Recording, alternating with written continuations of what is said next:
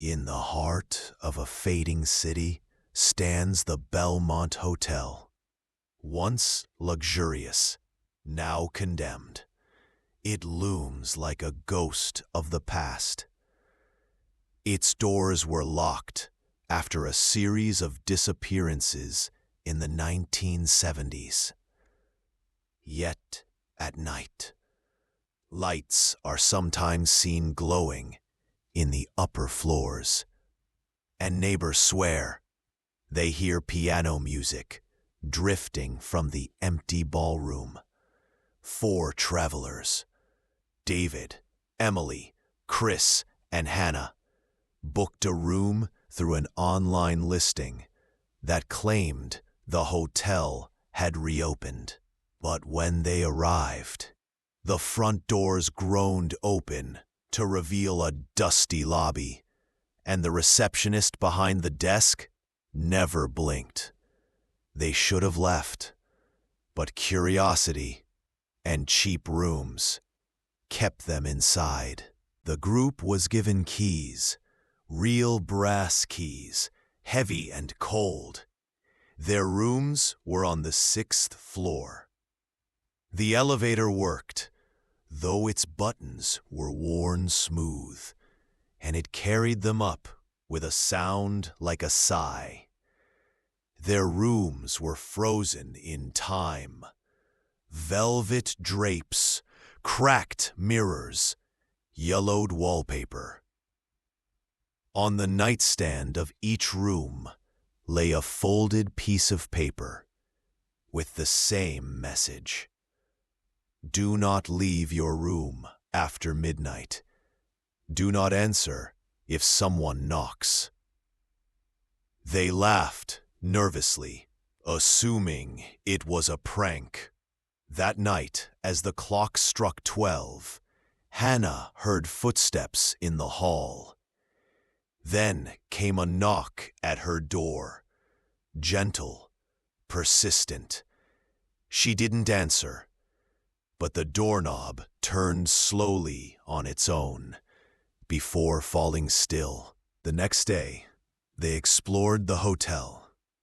Dusty chandeliers swayed as though disturbed by unseen hands. The ballroom was vast, with a grand piano in the corner. When Emily touched a key, it played, not just the note she pressed, but a melody, as though invisible hands joined her. The mirrors lining the walls reflected not 4 people, but dozens, all dressed in 1920s clothing, waltzing to silent music. The reflections smiled, even when the explorers stood frozen in fear. David swore he felt someone brush past him, but the room was empty. That evening, they returned to their rooms. The hallway was darker than before. The wallpaper seemed damp, pulsing faintly. Chris, filming with his camera, caught fleeting shapes in the lens, figures standing at the far end of the corridor. At midnight, the knocks came again. This time, louder. Doors rattled. Voices whispered, "Let us in." Emily screamed when she saw hands reaching under the gap of her door. Pale, too many fingers, scratching at the floor. When morning came, Hannah's bed was empty, her sheets soaked as if she had been pulled through them. Searching for Hannah, they found a stairwell leading to the basement.